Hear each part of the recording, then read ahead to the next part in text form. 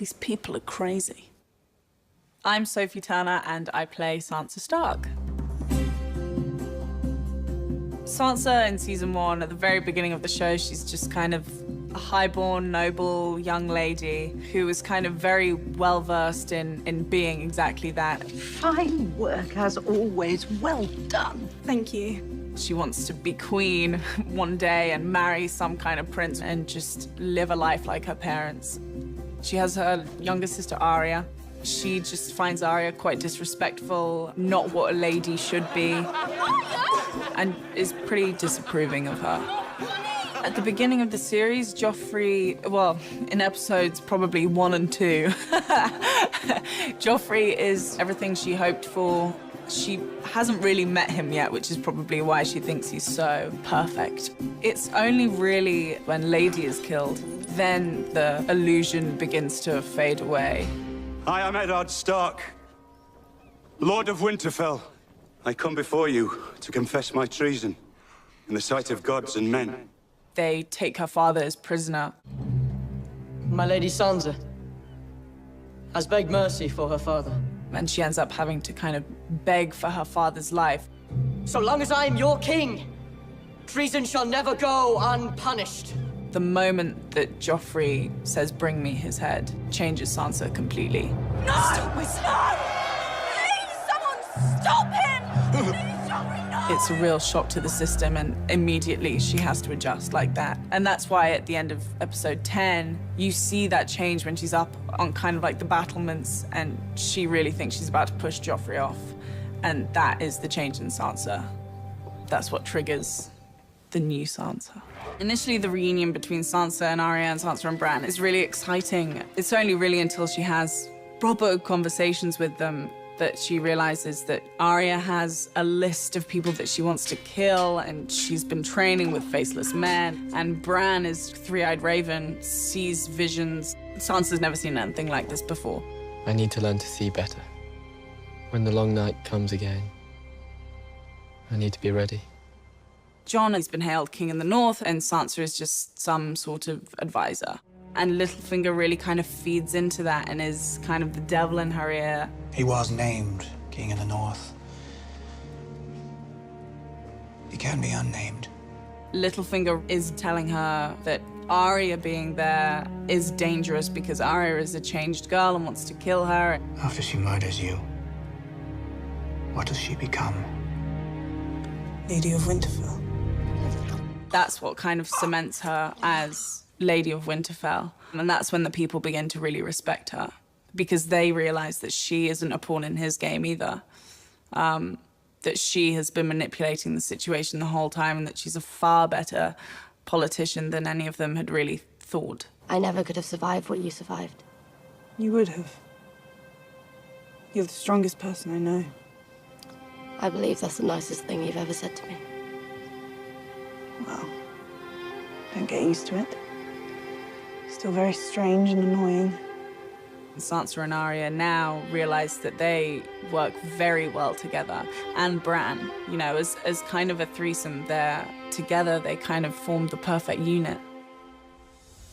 Hey everybody, it's Charlie. I got a lot of requests to do a video for the Game of Thrones Season 8 Sansa promo. So this is her talking about the history of her character, clarifying some of the big beats and the relationships with other characters. I cut it way down, but she does reference Tyrion a lot. Remember, they're going to have a reunion in Game of Thrones Season 8 Episode 1, which will be suitably awkward, just like when Jon met him on the beach in Season 7. Remember that time my sister was in King's Landing and being abused by Joffrey, then she got married to you for a little while? Yeah, that was kind of weird.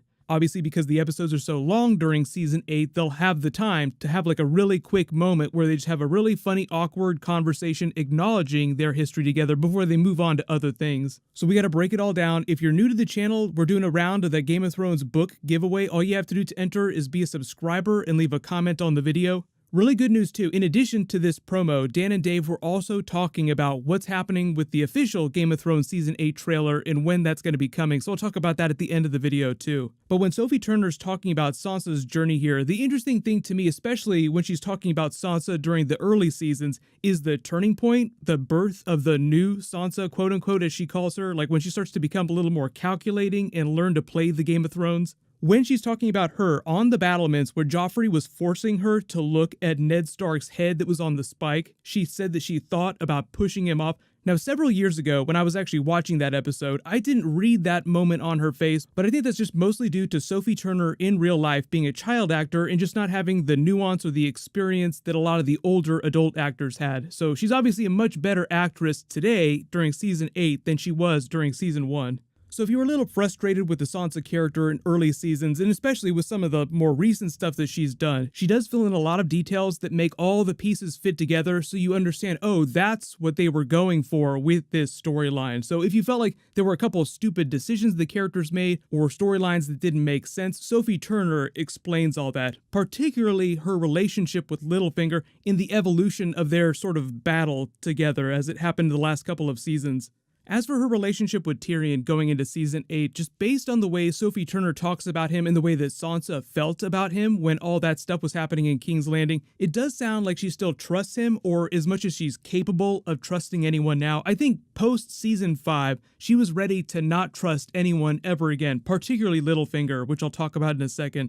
But if you remember how Tyrion vouched for Jon Snow when he was coming to meet Daenerys for the first time, it sounds like he'll do the same thing in reverse for Sansa and Daenerys. There's also a funny Daenerys Easter egg in that Game of Thrones Season 8 teaser trailer for the Crypts at Winterfell they released a couple days ago that gives you a pretty good idea where they're going with Sansa and Daenerys' characters in that relationship. I know a lot of people saw that Season 8 teaser in the statues in the Crypts of Winterfell, and they're wondering if that's implying that they're going to die before the end of Season 8, but I tried to explain in my last video about how some of the statues just aren't very flattering, so it's not that they're trying to imply that Jon Snow is going to live to an older age than Arya and Sansa. This is actually the mock-up for Jon Snow's statue. It looks like a young version of Jon Snow, so when they fabricated the actual physical statue, that's when he started to look a little bit older, so I don't think there's supposed to be any special meaning beyond the idea that they could potentially die. They should be afraid for their lives. It's not meant to look like an older version. The statue just wound up that way because of some error during the process. The other really important thing Sophie Turner says about Sansa going into Season 8 is how she earned the respect of the Lords of the North in the Vale,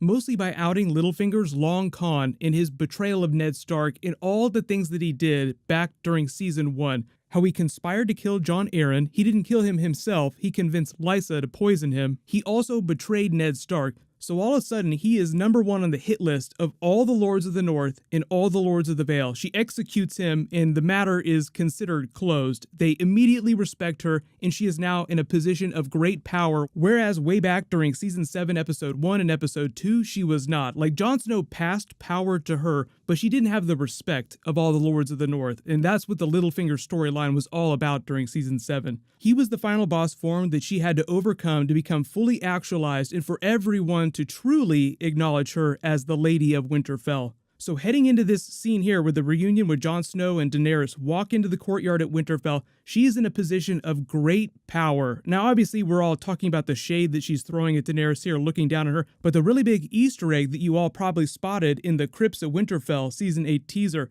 is that Sansa's hairstyle looks exactly like Daenerys's. And a really big thing for Sansa's character in previous seasons is that she would style her hair after women that she admired. So originally, way back in the early seasons, her hair is styled to look exactly like Cersei's because she admired the queen, she wanted to be just like her. Then in later seasons, she started to style her hair more like her mother Catelyn with the braid because she had become the Lady of Winterfell. And now because she has the Daenerys hairstyle in this Season 8 teaser, it seems like eventually after this initial awkwardness between the two of them, she will come to admire Daenerys. Because thanks to her dragons and now their combined forces in the Alliance, Daenerys is technically the most powerful woman in the world, so why wouldn't Sansa admire her? But I'm sure they'll have a probably more friendly relationship than that eventually. So let me know in the comments, how long do you think it's going to be before Sansa and Daenerys grow to respect each other? And in terms of actual Season 8 trailer, Dan and Dave said that it was coming really soon, and even though no one has said anything about a Super Bowl trailer, the Super Bowl is the next really big time for them to drop footage, so it's totally possible that that's the weekend that HBO drops their official Game of Thrones Season 8 trailer.